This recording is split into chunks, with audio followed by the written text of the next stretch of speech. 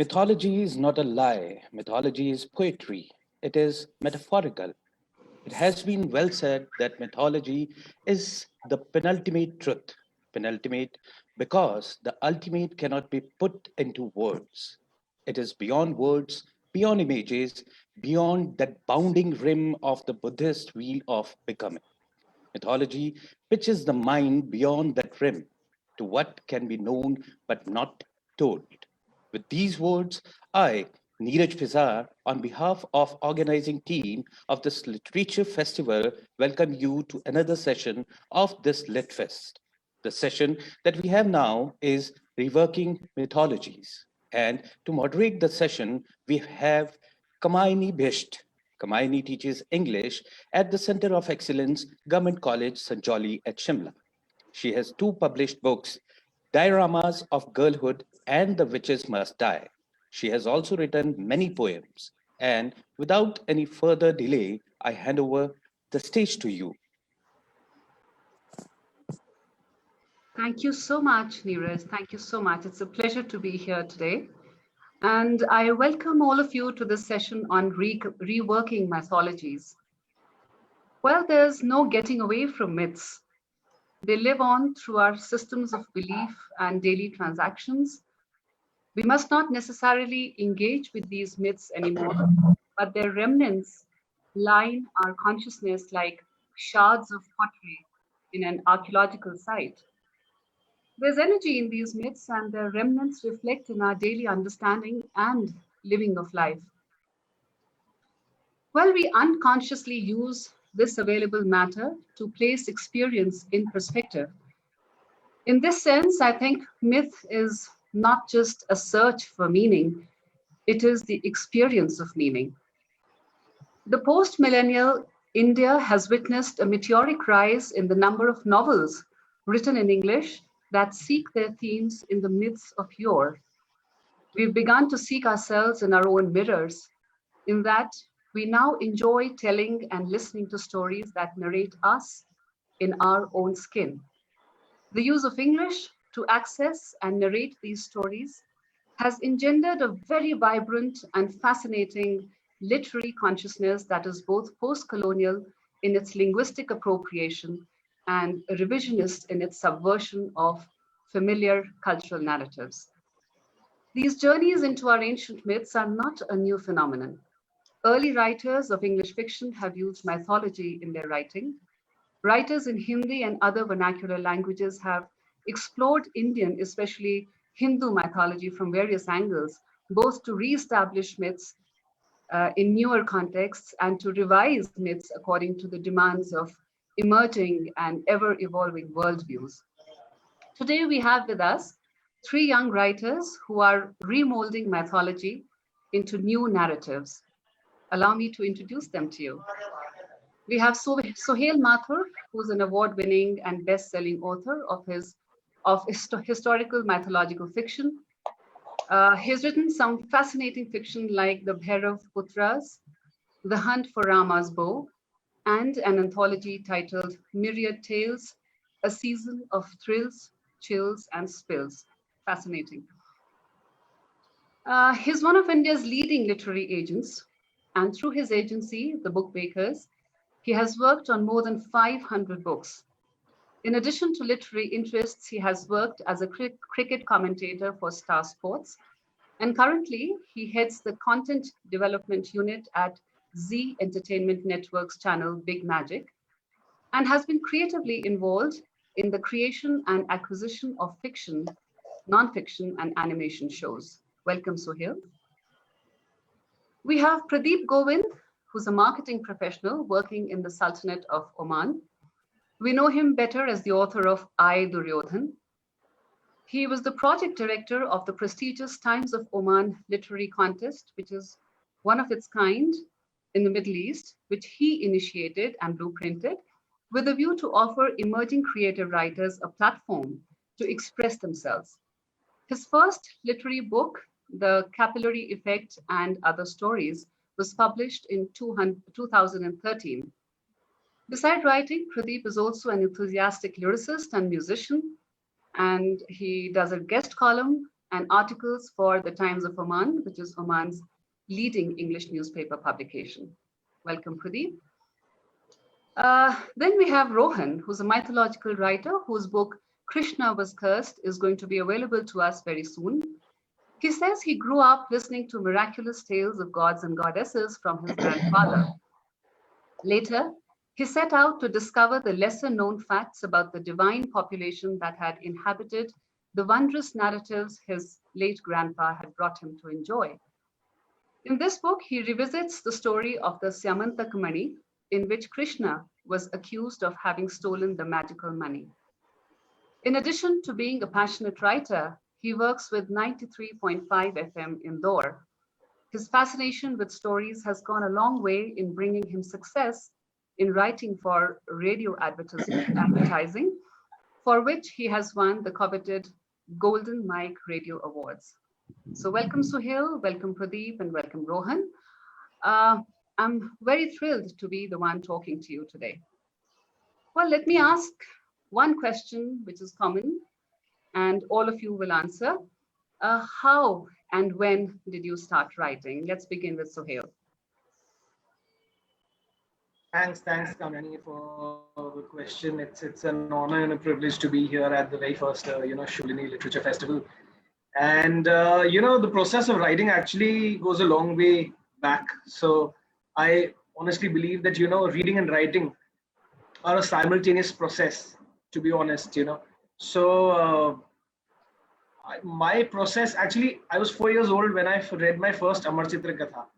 That was an Amar Chitra Katha on Lord Ganesh, and at that point of time, it only cost ₹4, and of course now it costs something totally different. But my mom read it out to me, and that's when the interest and the spark in mythology really ignited. And as reading and learning increased, so did the writing. So I became a part of my school's editorial board. I was a part of my school's debating forum, and I used to write a lot for them because I used to write my debates as well, and I used to write columns. So I think that's an ingrained process. So what I felt was that whenever I was going to do my first book, it should be a book that comes naturally to me, comes organically to me, and it should not be a concentrated effort as such. So I was very, very clear what I wanted to do because history and mythology have been core subjects for me, and I really love them. So yeah, I would say that my writing began, or the process to write my first book began at least in 93, 94 when I read my first Amar Chitra Katha, and from then it's been a gradual progression. Thank you. Pradeep, how about you? Yeah, before I say anything, I want to congratulate Shulini University for this wonderful literary initiative, and I wish it the very best, and hope to see a lot more in the coming days. And also a big thanks for inviting me to be a panelist here. Now, coming to when did I begin my writing and how did I begin my writing? To be very honest, I was never an aspiring writer. I always considered myself as some kind of a confused muddlehead on the path of self-discovery.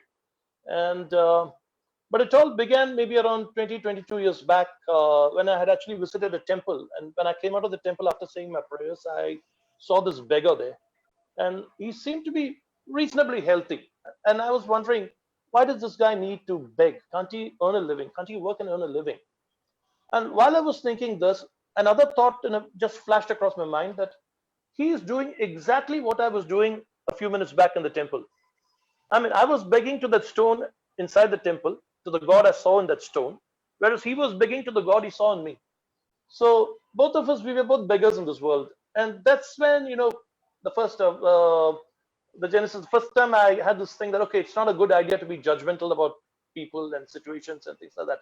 And that inspired me to write the first short story that I've ever written called The Better Beggar, which was received pretty well. And that kind of triggered off the writer in me. And I ended up writing around 12, 13 short stories, all threaded by a common theme of searching beyond the frontiers of our mind and all, seeing the folly and conclusiveness of folly and being judgmental. And then the whole collection was compiled into a book called The Capillary Effect and the Short Stories. I self-published on Amazon. A couple of the stories also, by God's grace, got a couple of international awards for that. So there began my writing process way back in sometime in 2000, if I remember right. Great, great. Thank you, Pradeep. Rohan, how about you? So my reading started when my grandfather introduced me to a lot of mythological uh, books and stories. So that seed was put into me very early, like when I was 4 or 5.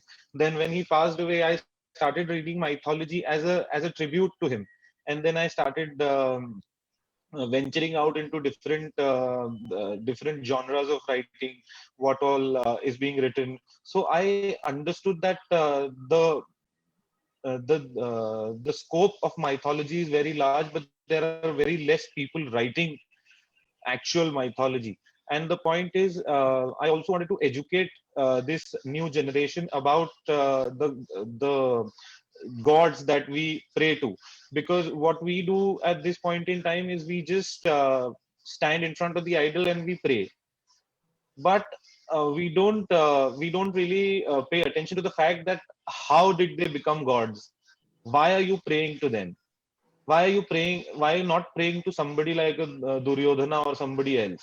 Why are you praying to Krishna? Why, as a matter of fact, why are you not praying to Yudhishthir, who was like a harbinger of dharma in the entire Mahabharata narrative? Why are you praying to Krishna? So when you read about what they've done in their lives, you'll come to know why are they praiseworthy, or why are they worthy of what you do, the veneration that they get.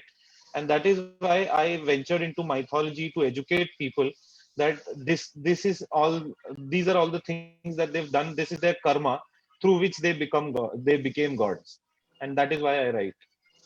Okay, great. Thank you. I think you all have good reason to write. Well, I think a story is the way to tell it. And now we need to know a little about your mythological novels. Let's focus on the mythological writing because the session is about reworking mythology after all. So, again, in the same sequence, I'm going to request you to talk about your mythological work and tell us how these mythological novels are different from the established versions of the myths they derive themselves from. So, let's begin with Sohail again. Sure. So, I've written two books. The first was The Bhairav Putras, which is essentially a historical adventure saga set in pre-independent India with a dash of mythology into it. So basically, the book is set in 1936 in a fictional town called Bhairavgarh, where Lord Bhairav is the main deity. And what happens is that the British come and set up the cantonment area over there, and how events take place that shock, unease, and violate the sentiments of the local townsfolk. And then there's this one man, our protagonist, who's not your usual revolutionary. He's an Oxford-educated son of a rich zamindar, friends with the British, and he realizes over a period of time that what is happening is not really correct. So what he does is that he gets men from different walks of life to plan the unthinkable. A revolution, not just through force and might, but also through wit and intellect, because he knows that it's very difficult to defeat the British purely through might. And at the same time, there's a parallel track of a long forgotten book written during the times of Emperor Ashok that has answers to the secret of the present day and age. And that is where the mythological part comes alive in the book. So how these two topics basically converge is what the Bhairav Putras was. The idea to write a book titled The Bhairav Putras was, I wanted to write because this book was action adventure. I wanted to take a dark god so that we can create a hyper mytho action oriented book. And I thought that Lord Bhairav would be a great choice because I happen to pray to his child form, which is Batu Bhairav. And at the same time, it also gives me as an author freedom to play around with the story, because people may not know as much about him as say about some of the other gods like Lord Krishna or Lord Vishnu or Lord Shiv, so on and so forth. So what that basically enabled me to do was to mix and merge facts with fiction and create something that was highly enjoyable. And I'm glad that a lot of people actually came up to me and said that they really got to know a lot more about Lord Bhairav through the course of this book, and it wasn't preachy, which was essentially the idea. So that was the Bhairav Putras, which released in 2014, and it was on the bestseller list for around 60 weeks, and it was 12 times the number one bestseller on Amazon. So because the book did well, I ventured into writing. No, actually, even before the book was released, I had written my second book. So yeah, but I released it after a gap of around 3 years. So my next book released in 2017, early 2017, which is called The Hunt for Rama's Bow, Adventure One of the Vishnu Chronicles. Now, basically, Kamayani, why I did this book was also, something that Rohan mentioned recently, that a lot of people may not be knowing, the youth of today may not be knowing a lot about our mythology. They may know all the Avengers on their fingertips, but talk about mythology and there may be a serious lacuna. So what I wanted to essentially do was to bring out our mythology in a fun, zingy, and palatable form for today's youth. So the book is basically set in the present day and age. It's set in 2020, with you know uh, there being a prophecy that the world would end on 31st December 2020. And the reason for that is that there's a war raging in the heavens between devas and the asurs, and with every natural calamity that happens, it's an indication of the asurs gaining ground. So what that does is that brings us to our protagonist Mohan, who's a student in the Delhi University, and he receives a cryptic letter from his grandfather, someone he has no recollection of.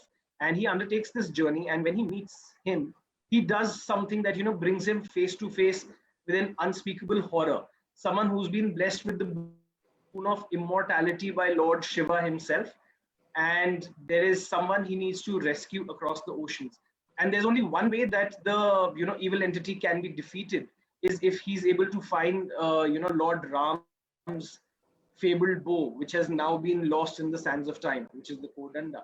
So that forms the basis of the first book. And at the same time, in real time, what is happening is that his uncle, who's an archaeologist, he is at the Setu Samundram project, and they're ascertaining whether the rocks actually belong to Ram Setu or not. So it's a race against time, and how again both these things combine is what the first book was. It's of course part of a trilogy, with the first one being you know the Hunt for Rama's Bow, the second one being In Search of Sudarshan, and the third being In Pursuit of the Parshu. So all three weapons related to Lord Vishnu, and yeah, bringing it in the present day and age. So it may not necessarily be only that the protagonists need to fight with swords or bows. Uh, they could use their mobile phones to effective use, depending on who the adversary is. And that was basically the key idea, that say if we are sitting and having this discussion, and we are faced with come face to face with a creature from mythical times, how would we react to it? What would the common man do? Of course they would have certain special abilities through which they could rely on, but how would you react? So the idea is to make it more reader friendly, and seep in the knowledge part in a fun and engaging manner. Okay, great. Thank you, Suhail. Pradeep, I'd like you to talk about I, Duryodhan. Yeah, Duryodhana is basically, as the title suggests, a retelling of the epic of Mahabharata, but basically Duryodhana's version of it. See, I am of the conviction that history generally tend to favor the victors. That's a general trend. And that's why you find in the beginning of the book those four lines: who's to know, who's to blame, who's to know who sparked this flame, who's to Hmm. know what is right or wrong, when history sings just the victor's song. So that is the whole idea. So I'm not deviated from the traditional narrations as far as possible. I've stuck to the traditional narrations. I've just given it the perspective. When you read the Mahabharata with an open mind, you'll find certain things common across all the different versions, where you need to really throw some light and on certain incidents that need to be discussed more, and instead of being just brushed under the carpet as one of those things. Like, for example, the very birth of Duryodhana. The day he was born, the wisest man in the whole of Hastinapur, Vidura, wanted him to be killed. He wanted that infant to be butchered because of some stupid omens that accompanied his birth. He said there was a untimely rain and some jackals howled and things like that. He was advising the king to butcher the child. Again, the child grew up, till the age of 5 or 10. He grew up with the dreams of being the king of Hastinapur being fed into him, and you're the future shining star. And suddenly, out of the wilderness, 5 kids just walk in and take the center stage, and he's sidelined. So you can imagine what the child will be going through. And then later, one of those 5 kids is a big time bully, that is Bhima. He holds Duryodhana's brother by the neck, jumps into the river, swims across the river by holding this guy, immersing his head under the river. I mean, these kind of things he put up. And then, and later, in the later years, the Kauravas, the Duryodhana was accused of trying to burn down the Pandavas in the house of wax. When actually, when you read the Mahabharata, you'll know that the house of wax was burnt by the Pandavas themselves. They resided there for 1 year, during which time they built a tunnel connecting it to the forest, and they burnt it down at the end of the year, and they escaped into the forest or ran away to the forest. And in that whole process, 5 innocent men and their mother were burnt to death, were charred to death, and because they accidentally happened to be there, accidentally, and they were mistaken for the Pandavas. Now, for me, that accident seems to be too contrived and too convenient. Again, when you go further down the story, you'll find we often refer to the glorious, the legacy of the glorious friendship between Karna and Duryodhana. But was that really the case? Because to me, Karna was a most treacherous traitor. He stood with Duryodhana like his own shadow, but at the end of the day, betrayed him at every point. I mean, Duryodhana waged a war depending on Karna's strength, and Karna was made the commander in chief. But what did Karna do? He went and made a promise to his mother that he will not kill any of the Pandavas except Arjun. What business did he have to make a promise like that? When you're the commander in chief of this army, how can you go and make a promise like that? I mean, there is this episode, the story about during our partition time about 2 brothers in a Muslim family. I think it's The Freedom at Midnight, that book, I think. 2 brothers in a family, and one of them migrates to Pakistan, the other stays in India. And a few months later, they're facing each other in war. How would it be if one of the guys, a general, and says, I will kill everybody in the other army except my brother? That will not be acceptable by any government. And this is something what Karna did. Now, this is never brought to the fore because, end of the day, when Karna died, it was established that he was a Pandava's brother, and he needed to be, his glory need to be, highlighted more than his drawbacks. So these are the various kind of instances and episodes and incidences which I have brought out to light. I've not deviated from the story, or I've not created my own spin. I've just brought these out so that it's all about what Duryodhana would have wanted to talk about if he was alive today. Unfortunately, he was defeated, and the victors, normally people talk about the winners and sing their glory, the balladeers, the bards, and especially a work like Mahabharata has been handed down by narrations. Nobody knows where that original written work of written by Ganesh and narrated by Vyasa. Nobody knows. So we don't know what is the actual original story. It's a hearsay. Even the Mahabharata narration itself is narration by layers. It's Ugrashava's talking about a story that he heard during the snake sacrifice of Janmejaya, where Vaishampayana recited the story which he heard from his guru. It goes like this, layer by layer, non-linear narration. So I just brought out these things in this book, where, and basically to evoke some empathy and just say that there's this quote of Khalil Gibran that the highest in you cannot, can grow beyond the highest in man, and so can the lowest in you cannot be. So Duryodhana had his own human frailties, no doubt about it. But then I thought he also needed a platform to express himself and say what happened. I'm not saying he's totally absolved of all his wrongdoings. Yeah. But then there are a lot of wrongdoings on this side also, which are conveniently brushed under the carpet. For the example, the burning of the Kandava forest by Arjuna and Krishna. Now, Kandava forest was something which was given away, partitioned. Hastinapur was partitioned, and half of that kingdom was given, which Duryodhana thought it was rightfully his. Half of the kingdom was given to Pandavas, and it had the rich Kandava forest, which was a source for a lot of medicinal herbs and timber economy and whatnot. And Krishna and Arjuna just burned down the whole forest to build Indraprastha. But then Vyasa will have various metaphysical reasons to justify their actions. He will talk about how Agni came in the form of a Brahmin and said he wanted something to eat, and then to feed himself, and then all those stories will come around. Likewise, when Draupadi married the five brothers, it is quite evident for a reader to say that okay, the mother didn't want the brothers to be disunited on account of Draupadi. Her presence will, the others will resent Arjuna. So she said, share them. And immediately Vyasa comes out some stories about her previous birth. She asked Shiva for a book. So whatever these people do is justified by these kind of stories. But when Duryodhana does something, it's because he's a bad man, he's greedy, he's selfish, whatnot. He's ambitious. So I just thought it's only proper to just give his version. I have not tried to glorify him. or anything of that sort. I've just given his version of things, and then it's up to the reader to make their own analysis. Okay, great. Thank you so much. Rohan, how about your book, Krishna Was Cursed? It's called When Krishna Was Cursed, and it's about Krishna absolving himself of some कुछ जो उसके ऊपर आरोप लगाए गए allegation, some allegations put on him when he goes to one of his ministers and asks for the Samyantaka money, and the minister refuses, and after a few days when the money is lost, the minister accuses Krishna of stealing that money.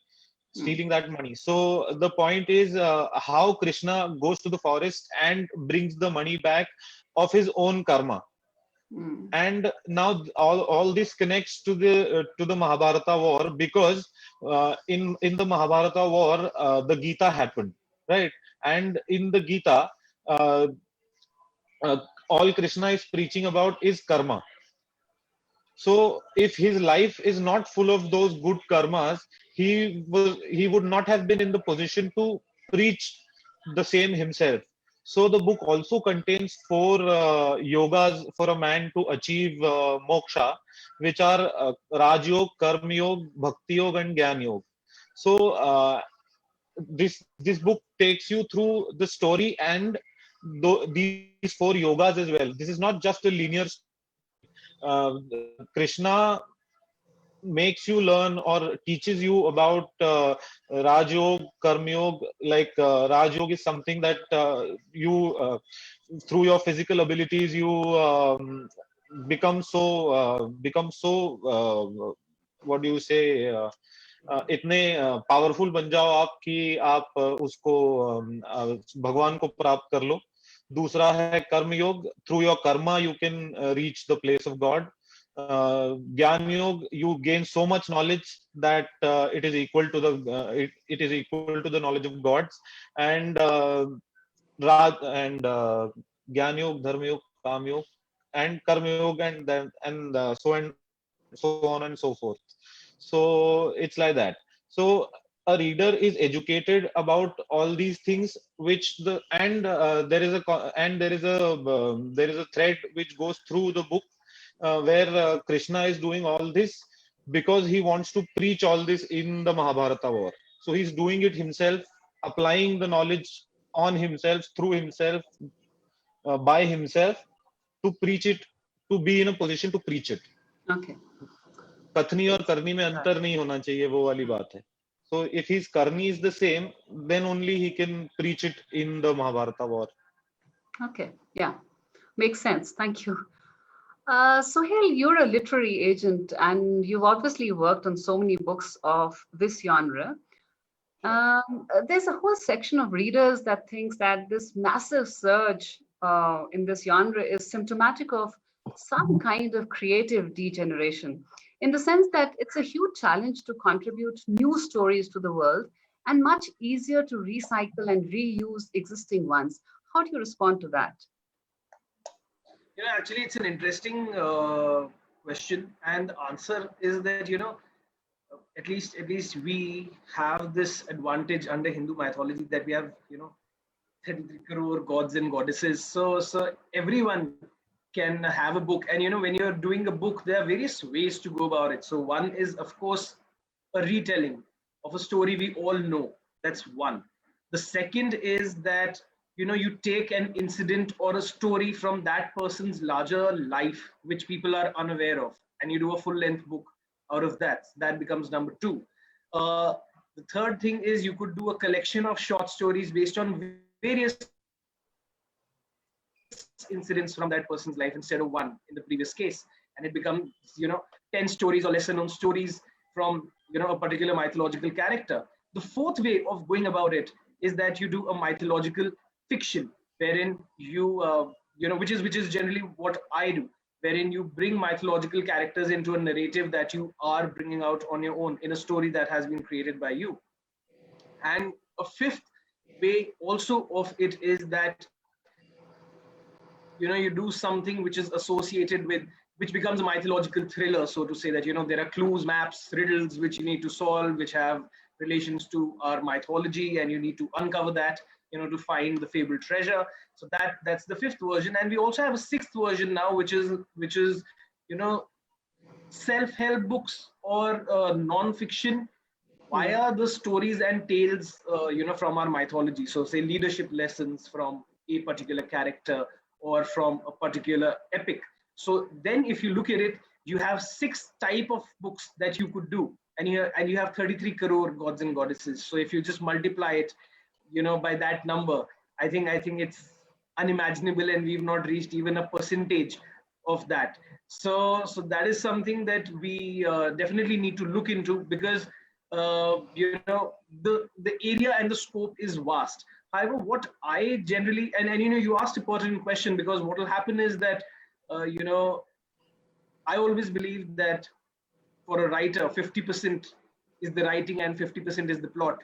But say if you're doing a retelling, then the plot is already there, right? So half your work has already been done, in which case a different take on the narrative, like say what Pradeep has done, makes it different. Or Rohan's bringing out a lesser known story about the Samyantakamani. Those are the things that need to be brought out to the fore, because otherwise doing, and there have been so many retellings of characters from the Ramayana. In fact, I'll give you a very, very recent example that there's a friend of mine who had written a book on one character from the Ramayana, and he told me that he'd sent it out to a publisher who was otherwise very keen on mythological books, but he did not take up that one, because he said that there have been too many retellings of various characters.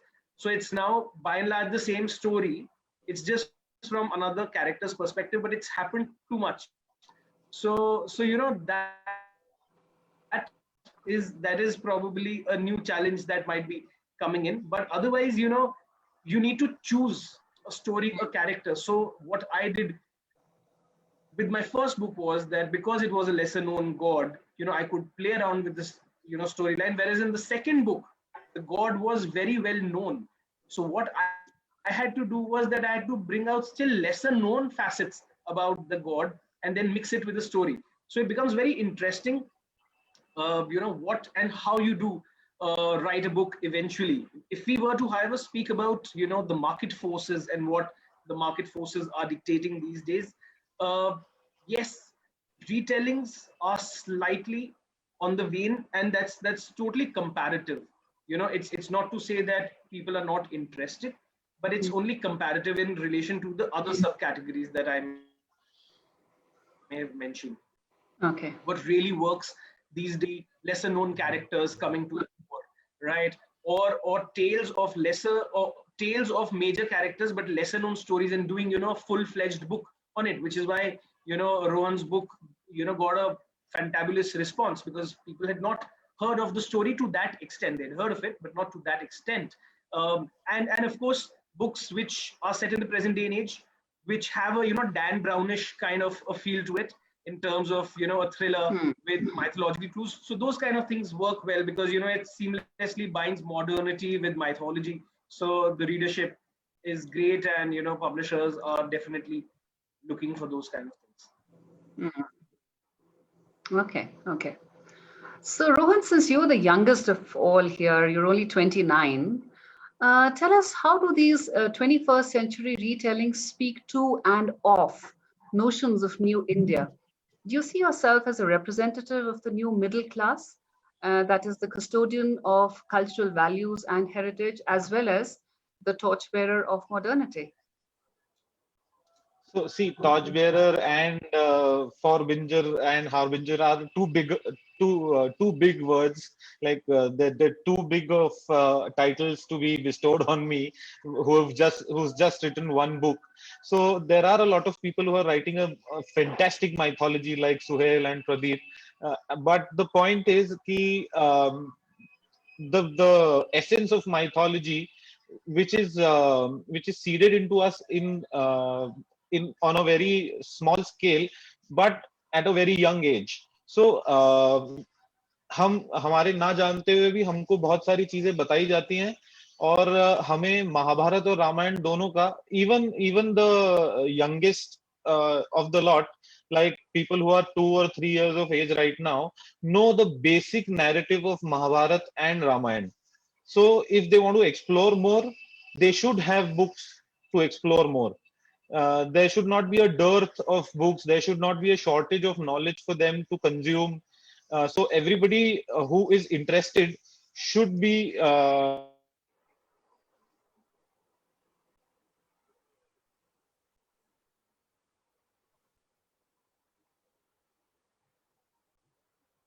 should be able to do retellings of stories with new lessons should come out. Okay. All right. Pradeep, I think I want to ask you the next question. Well, considering that you're writing in English and your target reader is obviously the urban English speaking segment, also you're drawing on mythology. Do you think the younger readers who have grown up in nuclear families with no grandparents to familiarize them with myths are able to read these texts as retold narratives? Or are they simply reading them as fantasy texts, just like any other reader who isn't familiar with the Indian culture or Indian mythology anywhere outside of India would read them? And Uh, if that is so, then how far has your retelling succeeded? I would address that question in three parts. Number one, when I wrote that book, I absolutely had no market in mind and didn't have a target segment in mind. I just had a thought percolating in my mind and I just expressed it in words. And it is by some accident that a mutual friend of ours introduced me to the book makers in Suhail, and somehow he made this book happen. So thanks to him. So that's how it happened. So I didn't have any target segment in mind. I had this thought in mind, which I just expressed. Now, coming to the second part about the limited market, the urban English speaking, I believe there is a huge potential for translation, and that is something which I've communicated to my publishers as well to explore the options. You know, getting selling translation rights, getting a good translator to exactly reproduce the thoughts in the vernacular languages, and so there is a huge potential. So it's not necessary that the book has potential only in the urban English speaking market. There's a much wider potential. Now, the third thing, what you said about the youth and they being denied the exposure to these mythologies because of the nuclear family kind of thing that's going on. Um, I actually what I'm seeing around is there's some kind of a collective consciousness that's emerging to rediscover our cultural bearings. I've been noticing that, and and not just that they're trying to find its relevance in today's modern life. I mean, that's why you see all this teachings of Bhagavad Gita or leadership and all being imbibed in the MBA classes and stuff like that. So I feel that is happening now. And second thing about these books, probably if they're not exposed to this mythologies, probably these books will probably incentivize them to go and check what the original story is. And Hmm. somebody reads about the Duryodhana's version and they might be interested, okay, then what is the actual thing which was said? So that could also be a possibility. So I look at it that way. And I don't see that as a limitation. As a matter of fact, I see that as an opportunity where, you're getting to, bring in more audience into this kind of genre and this mythology exposure. I look at it as an opportunity. Sohail, do you think writers of this genre of fiction may at some level be banking on a resurgence of religious sentiment and an ideological shift around the world, and people are actually going back to their mythology and their, I mean, I don't know if all of that is desirable. I don't want to comment on that, but do you think that the success of this genre somewhere banks on this trend, ideological trend? Yeah, I think it's a pertinent question. And I think somewhere or the other it does help the authors and the publishers, because with the resurgence I think happening. So see, why does the resurgence happen is predominantly because it has a lot of people who are approving of the same. So what happens is that even if a publisher or an author may not personally be feeling the same, they see that there's a huge potential in terms of a market for them to exploit it, which is why they may turn to it. In fact, what I'd like to add is that it's not mythology per se which is the real winner, but it's history, which is outdoing mythology over here. Because what eventually and invariably happens is that with a greater thrust towards books now being turned into visual adaptations, publishers see historical fiction, gaining great ground in terms of the possibility of it being turned into, something on the lines of a web series or a movie. And a glaring example that we have in front of us is is the movie Tanaji, right? So basically, when Mr. Devgan was promoting the movie, he was saying that it was a battle for freedom and so on and so forth. But I mean, we all do know that Tanaji was fighting for the Maratha Empire, and the other party was the Mughal Empire. So it was basically a clash of two empires rather than about a nation per se. But what that does is that gives you an interesting peg that few men against several and how they won. So the bravery aspect of it comes to the fore, which is in essence what Kesari was too. I mean, it's 21 versus 10,000. Now, there again, if you look at it historically, I mean, purely on historical basis, what you'll realize is that, at one point of time, India's borders extended to, Afghanistan. And there were always skirmishes around the border with the local Afghanis and British India at that point of time because so basically, these soldiers, very brave, yes, but were employed by the British and they were serving the British. I mean, there was nothing nationalistic about it. It's the movie which has given it a nationalistic tone, right? But of course, we can't take away from the bravery. So what that does is that people have now started finding such stories of lesser known characters who showed a lot of bravery, who showed courage, who showed valor, stood up to someone who had more resources and still won, or even if did not win, they did something which left a lasting impression or an impact. So I think history is the winner. I mean, I'll go back to uh, Panipat, which did not do well theatrically but was a big success on OTT. And I think Rajiv Masand was asking Ashutosh Gowariker as to why did he choose the subject of movie where we lost the battle, right? Because Ahmad Shah Abdali was the victor at the end. And what he said was that I wanted to also bring out that despite the loss, there were far-reaching consequences that an invader like Ahmad Shah Abdali, who had invaded India on several occasions, never after this returned to India. Because he may have won, but the losses or the collateral damages that he had to face were so huge that he did not want to venture again all the way, to India. So everyone is finding certain things in every story which can be brought out to, showcase the courage, valor of certain individuals, which history may not have been, too kind on up till now.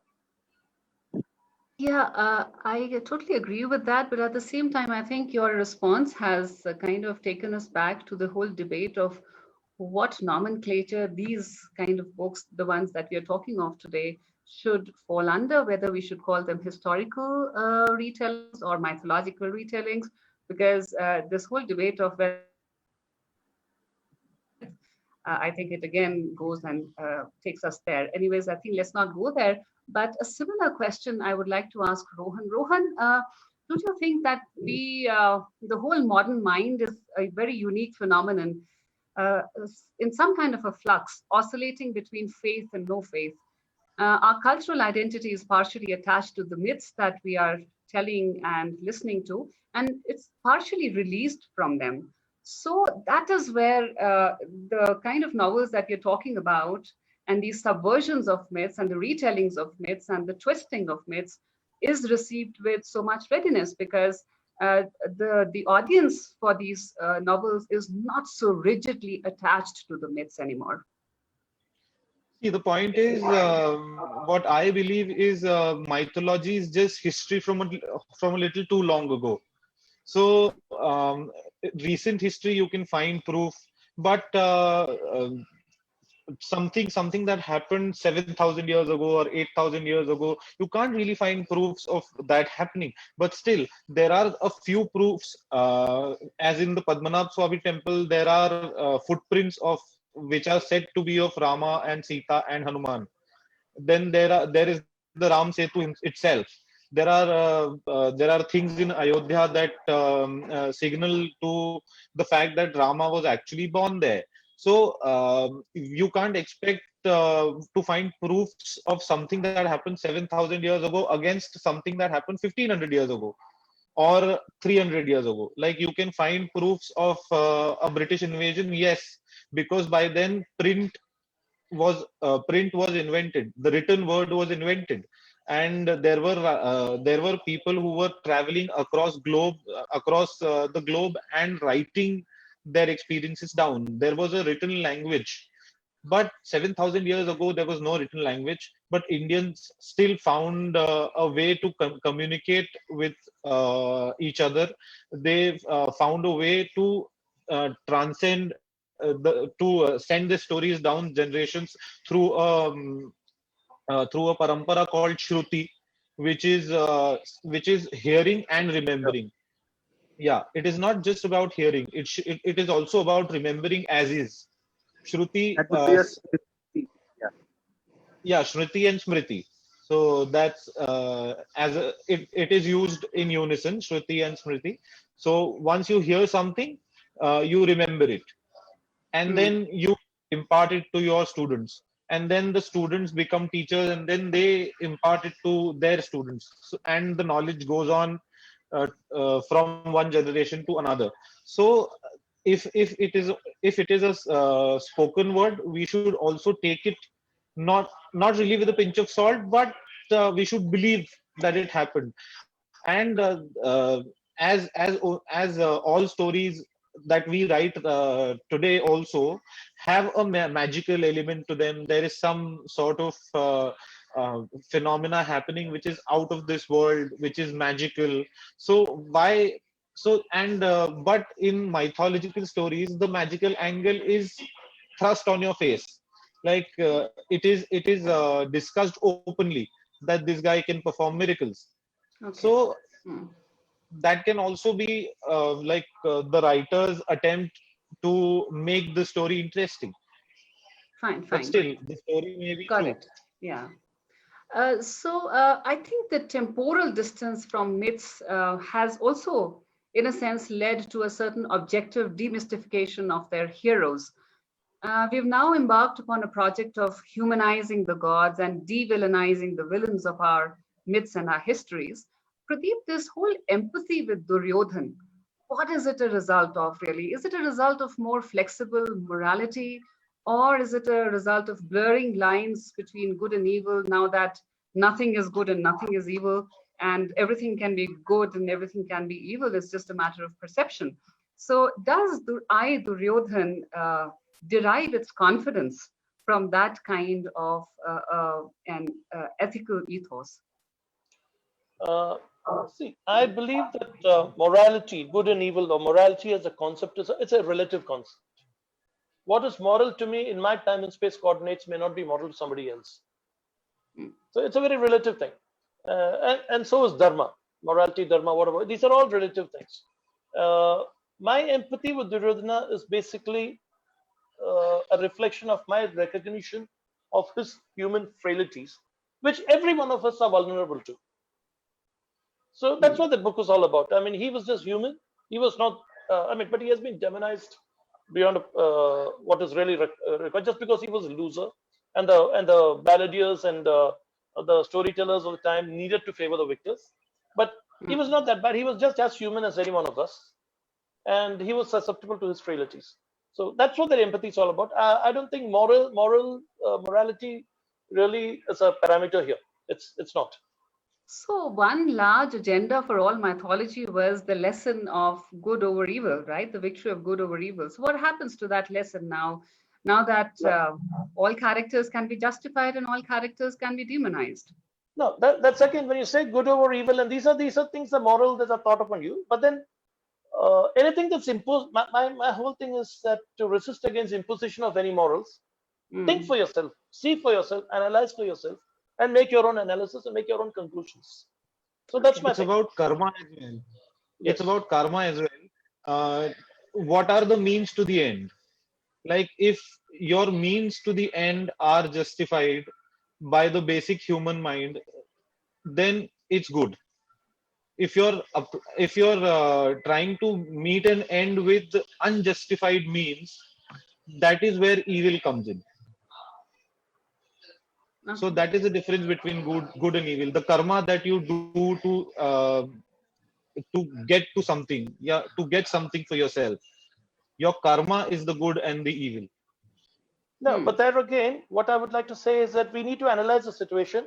and see what was the actual the what was wrong there and what was right there. For example, there is this instance in Mahabharata, which is not there in my book, but there's an instance where Yudhishthira is forced to tell a lie Hmm. to hasten the death of Drona. So Krishna Yes. tells him, tell Drona that his son has been killed. Yeah. Yudhishthira hesitates. Yes. And then finally he tells, yes, Drona has been killed. And then he whispers, the elephant name, I mean, he says Ashwatthama has been killed. And then he whispers, the elephant named Ashwatthama, so that a lie doesn't escape his lips. And Hmm. later in the story in Mahabharata, Yudhishthira goes to heaven and there he's exposed to the hell for a few moments. And Indra tells him that this is because of the lie you spoke to hasten the death of Drona. And so my analysis of that is that what is a lie that he has been asked to tell a lie by the Lord himself. Krishna Hmm. has himself told him to tell a lie to hasten the death. So on contemplation, you realize, yes, what he said was okay. It was an acceptable lie because it was to protect Dharma. But when he followed it with that statement, the elephant named Ashwatthama, that's when he fell down because he Hmm. attached his ego to that whole thing. I should not tell a lie. Had he implicitly obeyed and spoken that lie, his virtue would have been untainted. But the fact that he brought his ego into the picture by saying that the elephant named Ashwatthama, so that I, Yudhishthira, will never tell a lie. That's why in the story you said the minute he spoke that lie, his chariot, which was always above a little above the ground, fell to the ground. Now, not many people are going to look at it in that detail, but then actually that is where he faltered by attaching that line that the elephant named Ashwatthama. Had he just avoided that and implicitly obeyed, he would have been. So that's why we don't know what is right, wrong. We have to just analyze the whole thing and then we'll get a clearer picture. And that is the beauty of our ethics. They allow you to have a free thinking. There's nothing imposed upon you. And there's no 10 commandments or there's nothing like that. Okay, Pradeep, one more question. One, reading is not a passion anymore with people. And two, there's a phenomenal cinematic rendering of mythology, especially the Hollywood variety. And so fantasy becomes even more fantastic when you watch these Hollywood films. How does this add to your challenge? How do you meet the challenges of keeping readers hooked to your word? Uh, isn't it almost like the challenge a mother faces, feeding a child dal roti after he knows the taste of a McDonald's burger? The retellings have to be as exotic and as attractive as the original myths. And how do you meet that challenge? Well, you're Especially in right. the age of cinematic adaptation of these myths. Yeah, you're right when you say that reading is becoming less of a passion because there's so many other ways of entertaining yourself. You have the Netflix and the Amazons and so many other things, the PlayStations, and so many other things people find. But there was another that was another situation a few years back. But I think the trick in this is to stop being a writer and become a storyteller. So you find different formats of telling a story, but become a storyteller, become a passionate storyteller than being just a writer. Understand that yes, the bottom, the skeleton, the blueprint will be done writing. But then if there are different formats in which you can convey all this thing, explore other formats. I mean, that's my thing. We got to evolve. And that's the only way out. I mean, you ought to be realistic enough to, okay, if you're writing, your books are not going to find the audience, then find a different way of try to see how you can adapt that manuscript into a film script or like Suhail said, maybe a TV serial script or whatever. Find out different ways. I mean, no, not necessarily that you, as a storyteller, you should restrict yourself to just writing books. And you'll find that most of these successful writers who've earned a name for themselves, they will be equally competent in multiple formats. Mm. You'll find that. So I think that's what you need to do. You need to adapt yourself. I mean, there's no running away from the fact that things are evolving, and you need to Mm. be in tune with it. Sohail, how do you view the debate around literary versus popular fiction? You're a literary agent and you'd probably come across so many kinds of books all the time. Does it bother you that academicians and professors in the universities tend to denigrate popular fiction in bestsellers? And if that be so, then what are the ingredients of a bestseller? And how do you think it's different from a literary work? See, when we're talking about historical and mythological fiction, what I'd say is that as someone who's in the creative field, I think both works are equally important because in essence you're telling the same story. One is it's just that it's pandering to different readers. You know, one set which is more commercial in nature will have the same story but told in a manner which is more reader friendly, or has dialogues in it, and situations are amplified and all those kind of things happen. So it becomes very visual in its appeal even when you're reading a book. Whereas on the other hand, if you're doing a research oriented book, it may be a little dull, dry, and drab, but at the same time, it may have more information per se, because it's more research. So I think the distinction doesn't really need to come from the reader, because the reader is very smart. The reader knows what they want to read, but the you know core differentiation needs to come from the point of view of the publisher, because at the publisher's end, it's not a debate which will only be limited to commercial versus literary. It will also transcend into saleability versus non-saleability.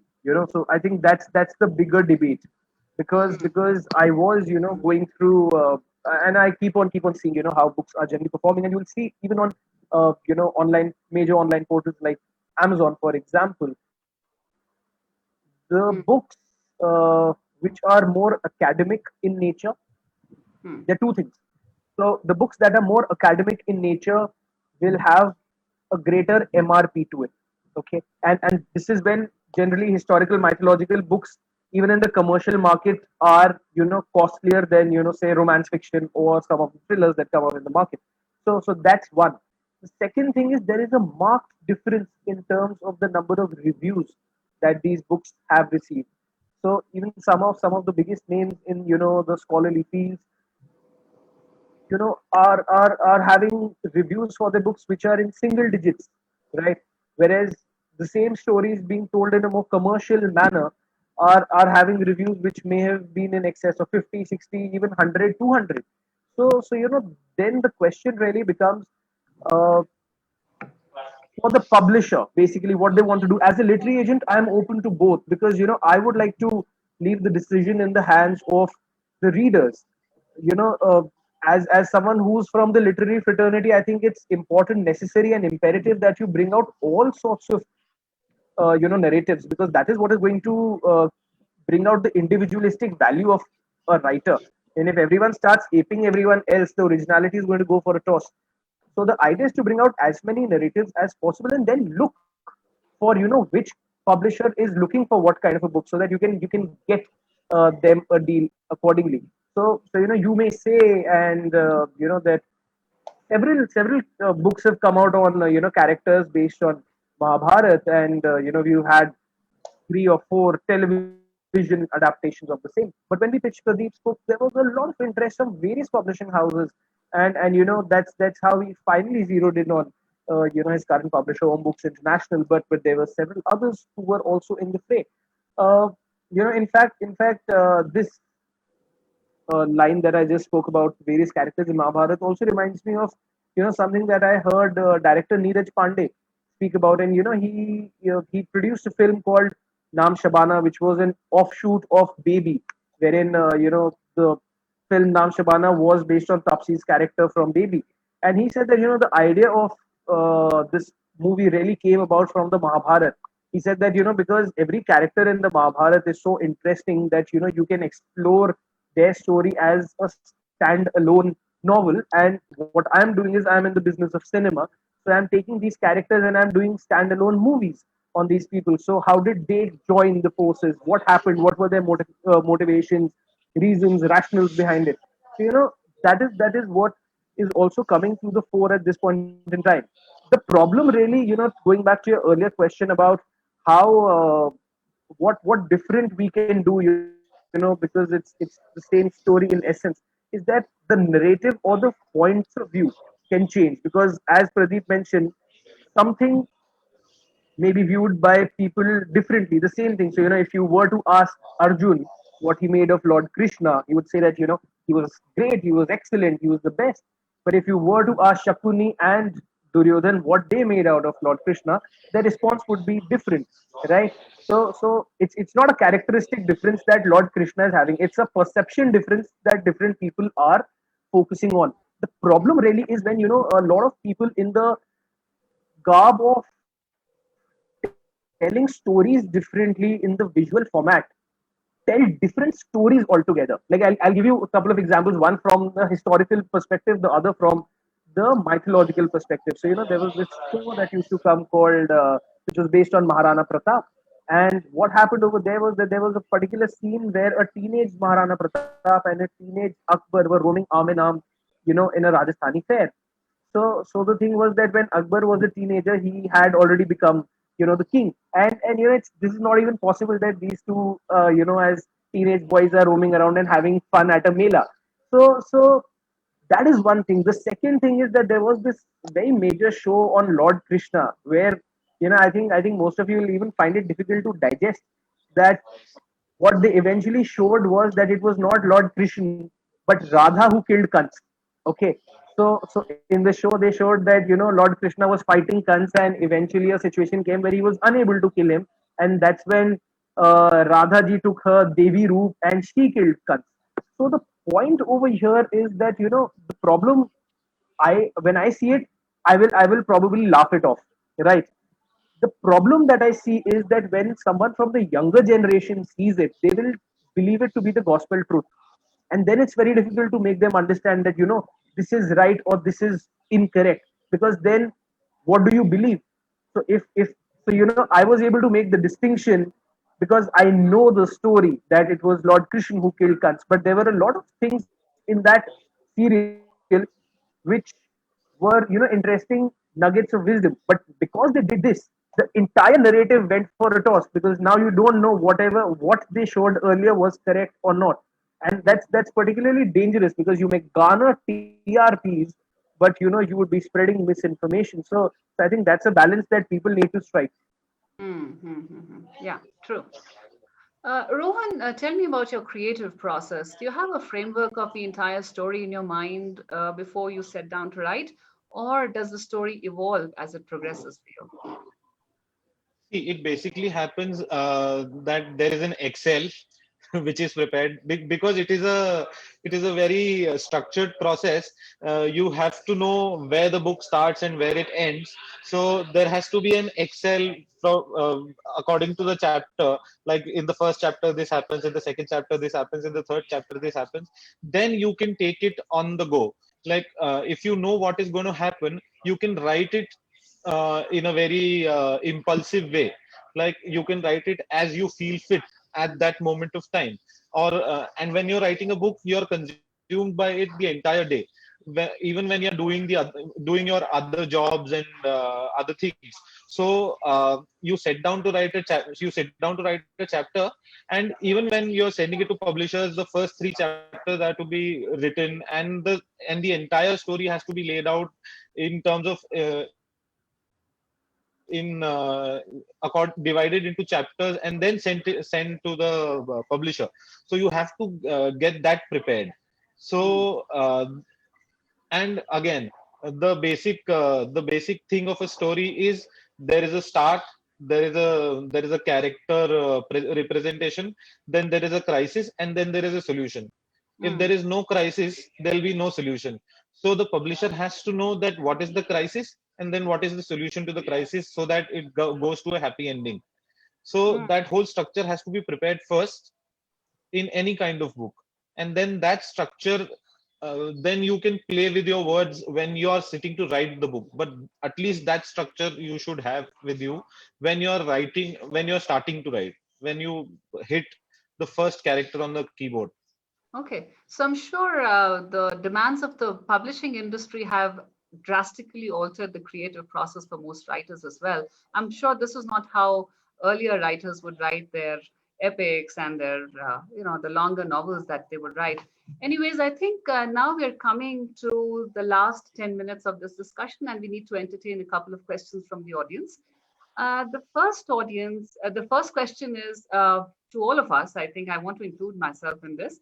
Do you read and enjoy mythology from other cultures besides India? Let's begin with Pradeep. Uh, yeah, why not? It all depends on the story. It all Hmm. depends on what the mythology is all about. I mean, when you read about the Helen of Troy or some of the Greek mythologies, it's interesting. It's very interesting. Okay, great. How about you, Sohail? Yeah, I mean, I love mythology, be it from any country, because in essence, what these these are stories, these are fantastical tales.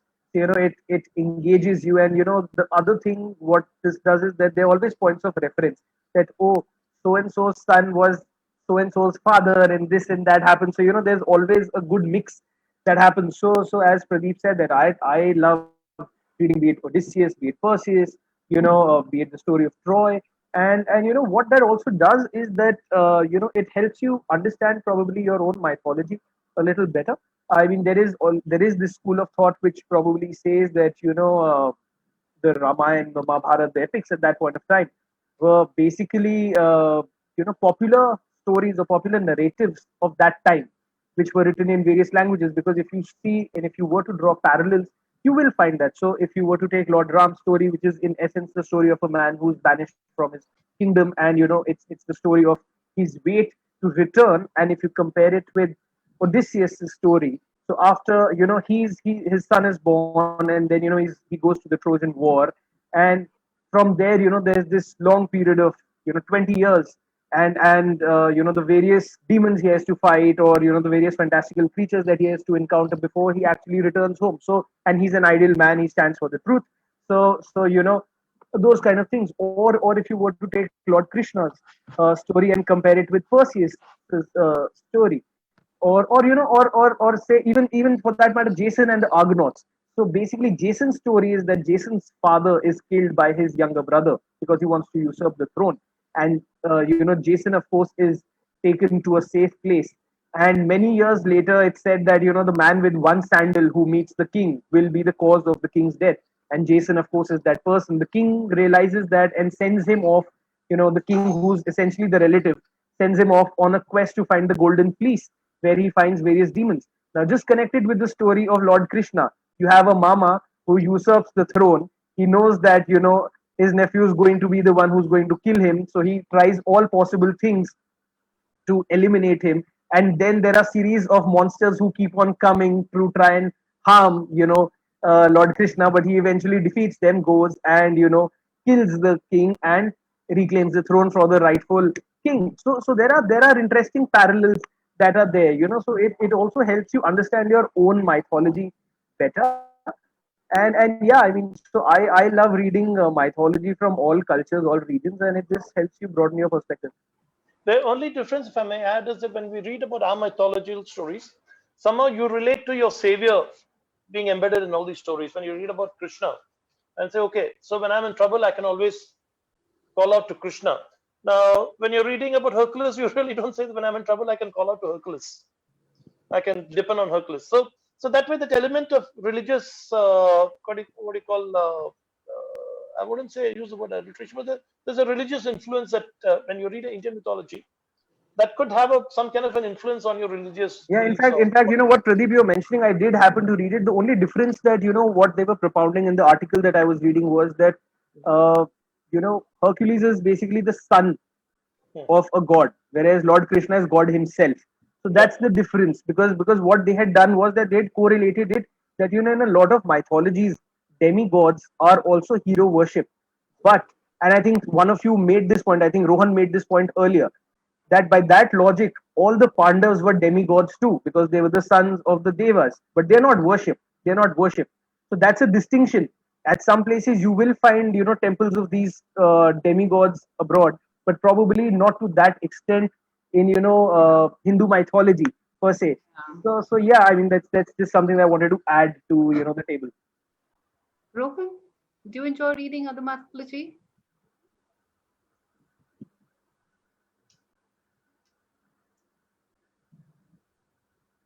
Okay, so I think Rohan, did you hear me? Do you also read Yeah. mythology from other religions? Okay.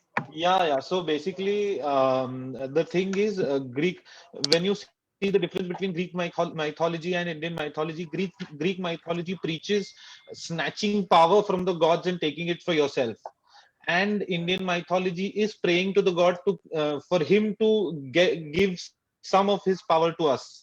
So that's the basic difference between Greek mythology. Then there is the story of David and Goliath, which is an underdog story on how an underdog beats a very worthy or a very strong opponent. So these kind of stories you don't find in Indian mythology, because the Indian mythology is more towards cleansing the mind. The Indian mythology is more focused towards being the right person, or being the having the right conduct, so that you go to Swarga, and you go to Swarga, or you uh, attain moksha, and you don't have to take rebirths and everything. And the other thing that differs is that in Greek mythology it is said that you only get one life. You have to do what you have to do in this one life. So these people are very ambitious, Okay. because they think that this is our only chance. But what happens with Indians is that we have another life. If we are a little more relaxed. We're not as ambitious as the Americans, or the British, or the other people. Okay, I just want to read out a little quotation from Joseph Campbell. And he says, read other people's myths, not those of your own religion, because you tend to interpret your own religion in terms of facts. But if you read the other ones, you begin to get the messages. Okay, anyways, I think I want to entertain one more question before we say goodbye. This is a question from Adhiraj Singh, and he says, this is to Suhail. Exercising agency over motifs that are popularly associated to religion is an act of power. How does this power speak to that which already exists, and whom is it in relation to? Right. So I think that's a very labored question, very very technical actually. But see, the point is, when you're talking about motifs or anything that is associated with religion, it depends largely on the context in which it is being used.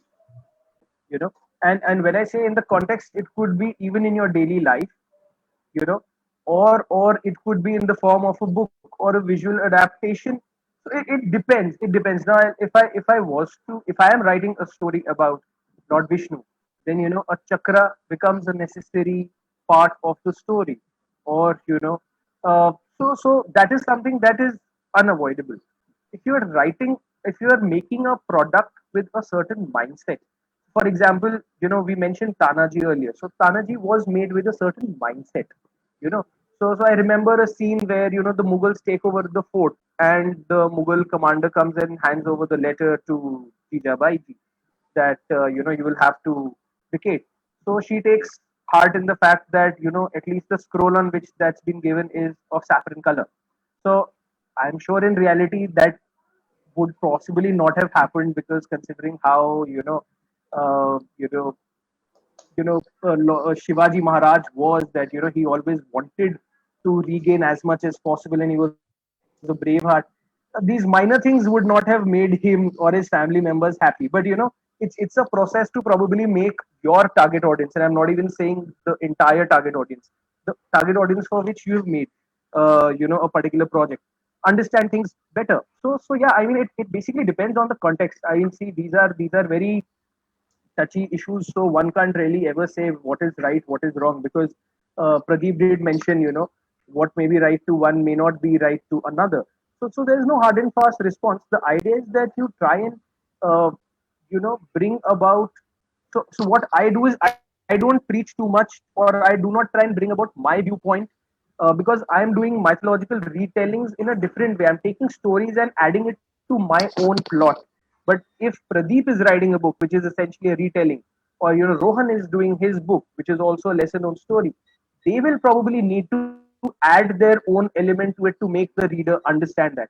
So probably those two gentlemen would have been better people who could have responded to that, because as far as my books are concerned, I just stick to the well-known facts. But yeah, since it was put to me, Great. I thought, I think yeah. we need another 1 hour to have more discussion on that. But right now, we're running out of time. So thank you so much. I now invite Dr. Jetka, in case she wants to say something to wind this up, or else I hand over to the control panel. Neeraj, that's Neeraj.